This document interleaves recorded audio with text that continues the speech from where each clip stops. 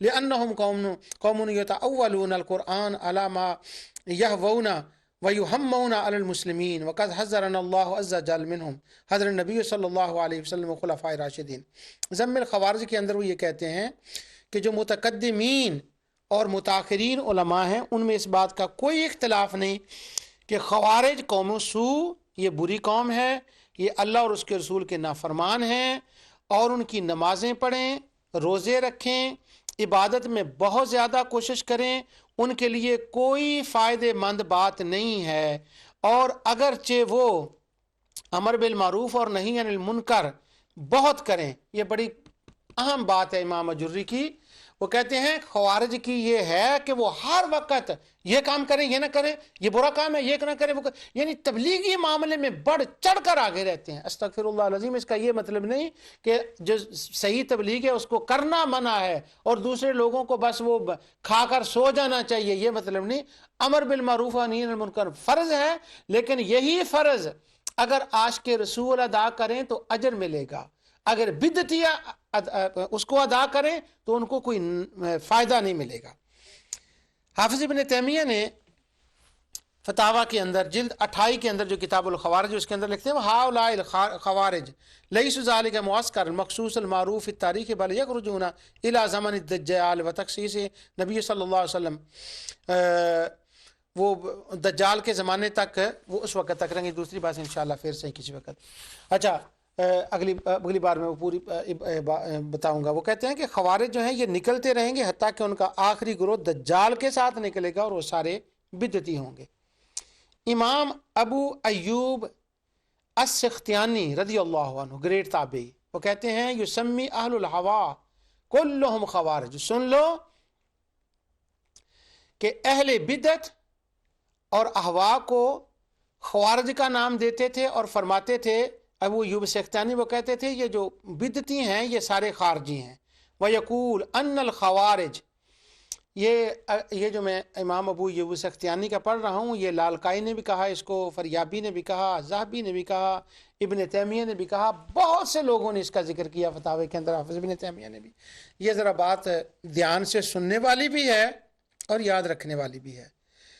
वो कहते हैं ख़वारिज के मुख्तलिफ फ़िरके हैं, वो सब बिदती हैं। यकूल अन्नल ख़वारिज इख्तलफ़ू फ़िल इस्म, उनके नाम वक्रे वक्रे हैं, अलग अलग नाम हैं उनके। जब उनके अलग अलग नाम हैं, फ़िल इस्म नाम वक्रे हैं। नारा एक, नारा क्या, ये मैं पढ़ आया हूँ आपको। ये नारा क्या है, याली शरकता, तुम शिरक करते हो, मुसलमानों को कहना तुम शिरक करते हो, और ला हुक्म इल्लल्लाह, ला हुक्म इल्लल्लाह, नाराए तौहीद, नाराए तौहीद, नाराए तौहीद। आगे चलकर मैं बताऊंगा कि अहले इस्लाम को बिदती कहना, अल्लामा ज़ाहबी ने यह लिखा है कि वह अहले इस्लाम को बिदती कहते थे। इब्न हज़म के तर्जमे में अल्लामा ज़ाहबी ने लिखा है, इब्न हज़म के तर्जमे में तज़किरतुल मुहद्दिसीन में, कि ये शख्स स्पेन में ज़ाहिर हुआ और इसने अपने ज़ाम में वहाँ के मुसलमानों को शिरक और बिदत का फतवा लगाना शुरू कर दिया। यानी ख़वारिज के साइन ये हैं कि वो शिरक के खिलाफ और बिदत के खिलाफ खड़े हो जाते हैं। सुबहान अल्लाह, सुबहान अल्लाह। और अहलुल्लाह को वो मुशरिक और बिदती करार देते हैं। अच्छा, ये उनका हाल है। तो अबू अय्यूब सिख्तियानी का मैं कॉल पढ़ रहा था, वो कहते हैं ये ख़वारिज हैं बिदती। इन्नल ख़वारिज इख्तलफ़ू फ़िल इस्म, इनके नाम अलग अलग हैं। व इज्तमाउ अला सैफ, लेकिन जब अहले सुन्नत के खिलाफ तलवार लेकर खड़े होते हैं ना, तो सब एक होते हैं, यूनाइटेड होते हैं, मुत्तहिद होते हैं। व इज्तमाउ अला सैफ, व इज्तमाउ अला सैफ, नाम वक्रे वक्रे हैं, नाम वक्रे वक्रे हैं, अलहदा अलहदा हैं। या अल्लाह मेरी बात को मेरे दोस्तों तक पहुँचा दे, मैं क्या कह रहा हूँ। अन्नल ख़वारिज इख्तलफ़ू फ़िल इस्म व इज्तमाउ अला सैफ, वो सब इकट्ठे होते हैं अहले सुन्नत की मुखालफत में, तलवार लेकर उनको कत्ल करने में मुत्तहिद हैं, मगर आपस में भी उनके फ़िरके हैं। वो हों मुख्तलिफ, आपस में क्यों फ़िरके हैं? वो इसलिए कोई कहता है कि इसकी जो है ना बागडोर वो मेरे हाथ में होनी चाहिए, दूसरा कहता है मेरे हाथ में। इस तरह से उनके कई फ़िरके बन गए, लेकिन वो अलग हैं। इख्तलाफू फ़िल इस्म व इज्तमाउ अला सैफ। आगे हाफ़िज़ इब्न कसीर ने اسی وہ جو میں ہن ام الکتاب وخر متشابہات کے بعد ثم باس القدریہ ثم المعتزلہ، وہ دوبارہ یاد کر لیں اس بات کو، تو وہ آپ کو یاد رہے گی کہ وہ کون ہے بدعتی۔ اب میں آگے بتا رہا ہوں آپ کو اسی لائن میں بدعتی کن کو کہتے ہیں اور بدعت کی احادیث کن کے رد میں آئی ہیں۔ اللہ تعالیٰ رحمت کاملہ نازل فرمائے مفتی احمد یار خان نعیمی رحمۃ اللہ تعالیٰ علیہ پر۔ میں نے بچپن میں سب سے پہلے ان کی کتاب بدعت کے مسئلے پر اور مولانا محمد عمر اچری رحمۃ اللہ تعالیٰ کے بدعت کے معاملے میں وہ جو مختلف مقامات پر انہوں نے لکھے تھے وہ سمجھا تھا، اس لیے مجھے اس کتاب سے بڑی سمجھ آئی ہے۔ لیکن یہ جو حوالے میں آپ کو دے رہا ہوں یہ جال حق میں نہیں ہے، وہاں جتنا ہوتا ہے میں وہ آپ کو بتا دیتا ہوں۔ سبحان اللہ۔ اب وہ بدعتی خوارج بدعتی ہو گئے، جہمیہ بدعتی ہو گئے، ثم انباس القدریہ ثم المعتزلہ ثم الجہمیہ، یہ سارے بدعتی ہو گئے عقیدے کے اعتبار سے۔ اب وہ جو مشہور روایت بیان کی جاتی ہے، بہت سی کتابوں میں آتی ہے، امام احمد بن حنبل نے اس کو لکھا، ابھی ابن ماجہ میں نے وہ پڑھنا تھا اس کا، امام ترمذی نے لکھا، بغوی میں شرح السنہ نے لکھا، بہت سی کتابوں میں ہے۔ وہ روایت یہ ہے کہ ان نافع قال بین نحن عبداللہ بن عمر رضی اللہ تعالیٰ قعودا اذا جاء رجلا فقال ان فلانا یقرأ علیک السلام لرجل من اہل الشام۔ حضرت نافع کہتے ہیں عبداللہ بن عمر کے پاس بیٹھے ہوئے تھے، ایک بندہ آیا، اس نے آ کر کہا فلاں بندہ شام سے آپ کو سلام بھیجتا ہے۔ فقال عبداللہ بلغنی انہ احدث حدثا فان کان ذلك فلا تقرأ ان علیہ منی السلام سمعت رسول اللہ صلی اللہ علیہ وسلم یقول انہ سیکون فی امتی مسخ وقذف فی الزنادیقیہ والقدریہ، زندیقیہ والقدریہ۔ یہ ترمذی میں بھی ہے اور سب میں ہے۔ امام ترمذی کہتے ہیں یہ حدیث حسن بھی ہے اور غریب بھی۔ عبداللہ بن عمر کے پاس نافع ہیں، کہتے ہیں بندہ آیا، اس نے کہا فلاں بندہ آپ کو سلام کہتا ہے۔ عبداللہ بن عمر رضی اللہ تعالیٰ عنہ کہنے لگے مجھے معلوم ہوا ہے کہ اس بندے نے ایک بدعت ایجاد کر لی ہے، اگر واقعی وہ ایسا ہے تو میری طرف سے اسے سلام نہ کہنا، یعنی السلام علیکم بندہ کہتا ہے نا، آپ کو فلاں بندے نے کہا السلام علیکم تو ہم پھر آگے سے کہتے ہیں وعلیکم السلام۔ عبداللہ بن عمر نے وعلیکم السلام نہیں کہا، کیوں؟ وہ کہنے لگے کہ مجھے یہ پتا چلا ہے کہ احدثا، اس نے بدعت ایجاد کی ہے۔ اب وہ بدعت کیا ہے آگے انہوں نے بتا دیا، والقدریہ، مجھے معلوم ہوا ہے کہ وہ قدری ہو گیا ہے، اس لیے میں اس کے سلام کا جواب نہیں دیتا، وہ قدری بن گیا ہے۔ تو حافظ ابن کثیر کہتے ہیں قدری کیا چیز ہوتی ہے؟ ثم انبعث القدریہ ثم المعتزلہ ثم الجہمیہ، وہ کہتے ہیں سب سے پہلا فرقہ جو اسلام کے اندر پیدا ہوا وہ خوارج کا تھا، اور خوارج کے بعد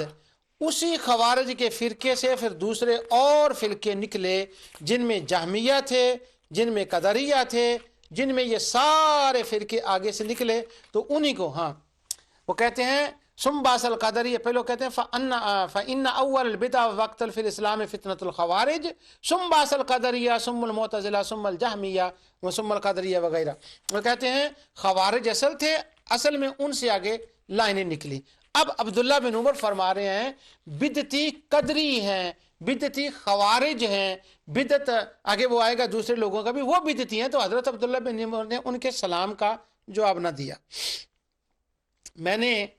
اپنی بچپن کی ایک بات کا میں آپ کو لطیفہ کہہ لیں،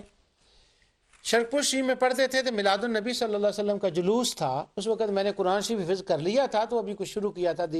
قرات پڑھنے۔ میلاد النبی کا جلوس تھا، اس نکل کر گئے تو وہاں ایک بندہ تھا شرکپور شریف کے اندر رہتا تھا، تو وہ فوت ہو گیا۔ بڑا وہ علی گڑھ یونیورسٹی کا پڑھا ہوا تھا، بڑا ذمہ دار تھا، بڑی زمین تھی اس کی، اور بڑا روب تھا، جس سے وہ بات کرتا تھا غریب آدمی سے وہ ویسے ہی مان جاتا تھا شبہ ڈالنے والوں میں۔ وہ بیٹھا ہوا تھا، وہ حکیم بھی تھا، تو میں اس کے پاس سے گزرا تو میں نے اس کے السلام علیکم کہا، تو جب میں نے اسے السلام علیکم کہا تو اس نے مجھے جواب نہ دیا۔ میں نے کہا ملک صاحب آپ نے جواب نہیں دیا، تو اس نے مجھے یہ اس وقت حدیث سنائی، اللہ اکبر، مجھے کہنے لگا آپ کو پتہ نہیں عبداللہ بن عمر نے بدعتی بندے کے سلام کا جواب نہیں دیا، اور ابھی تم بدعت کر کے آئے ہو، آج 12 ربیع الاول تھا، تم نے جلوس نکالا وہاں پر تو تم نے بدعت کی، تو صحابہ کی سنت ہے کہ میں تمہیں سلام کا جواب نہ دوں، اس لیے میں نے جواب نہیں دیا۔ میں خاموش ہو گیا، کیونکہ ہمارے اوپر ایک وہ لفظ کا روب بھی پڑا ہوا تھا، جو اگلے پروگرام میں آپ کو بتاؤں گا کہ شاید واقعی ہم نعوذ باللہ اس کا کوئی ثبوت نہیں ہے، کیا معاملہ ہے، لیکن اس کے اندر دیکھیں وہ اللہ کے بندوں، وہ میلاد والے بندے کے بارے میں تو تھی نہیں بات، وہ ختم والے بندے کے بارے میں تو عبداللہ بن عمر نے جو کہا میں وعلیکم السلام نہیں کہتا، وہ تو تھی نہیں، وہ تو خوارج کے بارے میں تھی، انہوں نے کہا میں نہیں وعلیکم السلام کہتا کیونکہ وہ بدعتی ہے۔ سبحان اللہ۔ آگے امام زہری کا وہ قول نقل کیا ہے امام آجری نے، وہ کہتے ہیں مبتدیات فی الاسلام بدع اضر علی الملت من حاض یعنی اہل الارجاء، وہ کہتے ہیں اسلام کے اندر بہت سے بدعتی فرقے پیدا ہوئے، انہوں نے بدعتیں ایجاد کی، ان میں زیادہ نقصان دہ بدعت جو شروع ہوئی وہ مرجئہ کی بدعت تھی، جو مرجئہ تھے، اور وہ مرجئہ خوارج کی ایک برانچ تھی، انہی سے وہ نکلے تھے۔ المرجئہ تو ابراہیم نخعی جو امام ابو حنیفہ رحمۃ اللہ علیہ کے استاد ہیں، وہ فرماتے ہیں المرجئہ تو اخوف عندی اہل الاسلام عدتهم من الازارقہ، وہ کہتے ہیں کہ جو مرجئہ ہیں یہ زیادہ ہیں اسلام کے اوپر، مجھے ان سے زیادہ خوف آتا ہے ازارقہ سے بھی، ازارقہ بھی ایک ان کا خوارج کا فرقہ ہے۔ آگے کہتے ہیں قال منصور بن المعتمر فی شیء لا اقول کما قالت المرجئہ الضلالہ المبتدعہ، وہ کہتے ہیں یہ مرجئہ یہ گمراہی بدعت کے اندر ہیں، تو ان کو وہ بدعت کہہ رہے ہیں۔ امام احمد بن حنبل رضی اللہ تعالی عنہ یہ کے بارے میں یہ روایت میں آپ کو سنا رہا ہوں کہ امام احمد بن حنبل رضی اللہ تعالیٰ عنہ سے ایک سوال پوچھا گیا کہ سأل تو ابھی، ان کے بیٹے عبداللہ بن احمد وہ روایت کر رہے ہیں، وہ کہتے ہیں کہ میں نے ان سے یہ مسئلہ پوچھا حضرت امام احمد بن حنبل رضی اللہ تعالیٰ عنہ سے کہ میں نے مسئلہ پوچھا، یہ ان کے مسائل میں ہے، امام ان کے سال تو ابھی رحمہ اللہ عن الصلاۃ خلف اہل البدع قال لا يصلي خلفهم مثل الجہمیہ والمعتزلہ وزال فی روایت القدریہ، ان سے پوچھا گیا کہ کیا میں بدعتیوں کے پیچھے نماز پڑھ لوں، تو ان کو جواب دیا گیا کہ نہیں، میں بدعتیوں کے پیچھے نماز نہیں پڑھنی۔ امام ابن خزیمہ کتاب التوحید میں فرماتے ہیں کہ بدعتی کون ہوتے ہیں، وہ باب ذکرات لفظ رویت یعنی نبی صلی اللہ علیہ وسلم ذکر شفاعت، وہ کہتے ہیں حاسبت المعتزلہ والخوارج وکثیر من اہل البدع وغیرہم لجہلہم بالعلم وقلت معرفتہم باخبار النبی صلی اللہ علیہ وسلم انہ تضاد قول النبی صلی اللہ علیہ وسلم عند ذکر الشفاعہ، وہ کہتے ہیں کہ یہ جتنے ہیں نا خوارج اور معتزلہ، یہ سارے کے سارے بدعتی ہیں، ان سے بچنا چاہیے۔ اب میں نے آپ کے سامنے یہ کافی باتیں کی ہیں اس کے بارے میں کہ ان محدثین کے نزدیک اس وقت اہل علم کے نزدیک بدعتی کن کو کہا جاتا تھا اور بدعتی کون ہوتے ہیں۔ ایک حوالے دو، پھر میں دوسری طرف جا رہا ہوں امام مسلم کی طرف۔ اب تک اگر میں اپنی بات کو آپ تک سمجھا سکا ہوں تو کم از کم یہ بات تو سمجھ میں آ جانی چاہیے کہ بدعتی ہوتے کون ہیں، وہ کون ہیں جن کے بارے میں نبی کریم صلی اللہ علیہ وسلم نے جو ارشادات فرمائے ہیں کہ جو بدعتی ہیں وہ جہنم میں جائیں گے، اور وہ بدعتی ایسے ہیں، وہ جتنے ارشادات ہیں آپ کے کہ میں نے اپنا دین جو ہے وہ تمہیں دیا ہے، دن کے روشنی کی طرح تمہیں دین کر جا رہا ہوں، فإن كل بدعة ضلالة كل ضلالة، وہ کن کے بارے میں ہے؟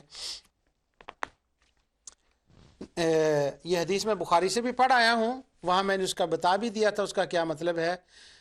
یہ حذیفہ رضی اللہ تعالیٰ عنہ فرماتے ہیں کہ قال رسول اللہ صلی اللہ علیہ وسلم۔ اچھا یہ ابن ماجہ کی ہے، عام طور پر ابن ماجہ کی روایتوں کے بارے میں ذوف کا بڑا مسئلہ ہوتا ہے، البانی صاحب نے یا دیگر لوگوں نے کھڑا کیا، لیکن حیران کن بات ہے کہ آج میں رجال کی طرف جا ہی نہیں رہا، مجھے ضرورت ہی نہیں کسی رجال کی کہ یہ راوی کون ہے، اس کے بارے میں کیا، بس یہ روایتیں چونکہ اتنی مشہور ہیں اور ہمارے دوست پڑھتے ہیں قبول کرتے ہیں تو اس لیے وہ میں سیدھی پڑھ رہا ہوں، بخاری کے اس میں پڑھا ہوں۔ حضرت حذیفہ فرماتے ہیں قال رسول اللہ صلی اللہ علیہ وسلم لا يقبل اللہ لصاحب بدعہ صوما ولا صدقۃ ولا حاجۃ ولا عمرۃ ولا جہادا ولا صرفا ولا عدلا یخرج من الاسلام کما تخرج الشعرۃ من العجین۔ بات ہے سمجھنے والی۔ حضرت حذیفہ نے فرمایا کہ نبی کریم صلی اللہ علیہ وسلم فرماتے ہیں کہ حضور نے فرمایا کسی بدعتی کا نہ تو روزہ قبول، نہ اس کی نماز قبول، نہ صدقہ، نہ حج، نہ عمرہ، نہ جہاد، نہ توبہ، نہ فرض، نہ نفل، وہ دین سے ایسے نکل جاتا ہے جیسے بال آٹے سے نکل جاتا ہے۔ اب یہ جو میں حدیثیں پڑھ رہا ہوں نا، یہ خوارج کے باب میں ساری حدیثیں امام ابن باجہ لائے ہیں کہ حضور نبی صلی اللہ علیہ وسلم نے فرمایا تھا وہ بڑا قرآن پڑھیں گے، یہ تو بخاری مسلم میں ساری روایات ہیں، قرآن بڑا پڑھیں گے، نفل بڑے پڑھیں گے، صدقے بڑے کریں گے، امر بالمعروف نہی عن المنکر بڑے کریں گے، لیکن وہ دین سے ایسے نکل جائیں گے جیسے ایک تیر کسی جانور کو مارا جائے تو وہ تیزی سے نکلے تو اس کے ساتھ ذرہ برابر بھی خون نہ لگے، اس طرح سے وہ نکل جائیں گے۔ تو ان کے بارے میں نبی کریم صلی اللہ علیہ وسلم فرما رہے ہیں لا یقبل اللہ لصاحب بدع، وہ بدعتی لوگ ہیں۔ سبحان اللہ، ابھی بھی پتہ نہیں چلنا چاہیے کہ بدعتی کون ہوتے ہیں۔ مولوی وہ ملک صاحب نے کہہ دیا میں تمہارا وعلیکم السلام نہیں کہتا تم میلاد سے آئے ہو، یہ حدیث میلاد کے بارے میں تو نہیں ہے، یہ حدیث ختم کے بارے میں تو نہیں ہے، یہ نصف شعبان کی رات کو نفل پڑھنے کے بارے میں تو یہ روایت نہیں ہے، یہ تو خوارج کے بارے میں لکھا ہوا ہے ساتھ اسی روایت کے اندر، لیکن وہ ان کی مرضی۔ اب میں آپ کو بتاتا ہوں اہل بدعت کے بارے میں۔ بدعت بری چیز ہے بھئی، پڑھا کرو حدیثیں، میں انشاءاللہ اگلے پروگرام میں پڑھوں گا بڑی حدیثیں اس کے بدعت کے بارے میں، جتنی حدیث جتنی پروگرام میں پڑھی گئے میں نے بس ایسے ہی کرنا، پڑھی جانی حدیثیں، پڑھی جانی ہے، اس کا سبب بھی میں آپ کو بتاتا ہوں کیوں پڑھنی ہے۔ وہ حافظ ابن تیمیہ سے سوال کیا گیا، یہ مجموع الفتاوی 24 والیوم 3 اور 6 ہے، اس کے اندر اصال ثواب کا ہدیہ کرنا کہ کیا ثواب پہنچتا ہے میت کو یا نہیں۔ تو حافظ ابن تیمیہ سے یہ سوال کیا گیا تھا کہ دعا کا، قرآن کا، عمل صالح کا ثواب پہنچتا ہے مرنے والے کو یا نہیں پہنچتا؟ اس کے جواب میں حافظ ابن تیمیہ نے لکھا، میں بتا رہا ہوں کہ بدعتی کون ہے۔ پچھلے لیکچر میں نے بتا دیا تھا عمر بن لوہی بدعتی، سامری بدعتی، جھوٹی نبوت کا اعلان کرنے والے نعوذ باللہ بدعتی، جنہوں نے حضور کا دین چھوڑا تھا، ان کے بارے میں نے کہہ دیا تھا کہ ما حدثو، کہ وہ انہوں نے بعد ذالک کہ حضور کے بعد ملائکہ کہیں گے آپ کے بدعتی، مرتدین، وہ اور باتیں تھیں، وہ میں نے آپ کو بتا دی۔ اس وقت بھی میں نے یہ کوشش کی کہ میں بتاؤں بدعتی کون ہے، اور آج بھی میں پوری کوشش یہ کر رہا ہوں اور اللہ کے حضور دعا کر رہا ہوں کہ یا اللہ میری بات لوگوں تک پہنچا دے، وہ سمجھیں کہ میں کیا کہہ رہا ہوں، ان کے دل و دماغ تک میری بات کو پہنچا دے یا رب العالمین، اپنے حبیب علیہ السلام کے صدقے سے، کہ وہ بہت بدعتی کون ہے، یہ سارے میں پڑھ رہا ہوں۔ تو حافظ ابن تیمیہ سوال کیا کہ وہ ثواب پہنچتا ہے کہ نہیں؟ تو سوال کرنے والے نے وہ سوال کیا تھا کہ لیس الانسان الا ما سعی، کہ وہ تو یہ ہوتا ہے کہ جو کسی نے عمل کیا بس وہی اس کو فائدہ دے گا۔ تو حافظ ابن تیمیہ اس کا جواب دیتے ہیں، کہتے ہیں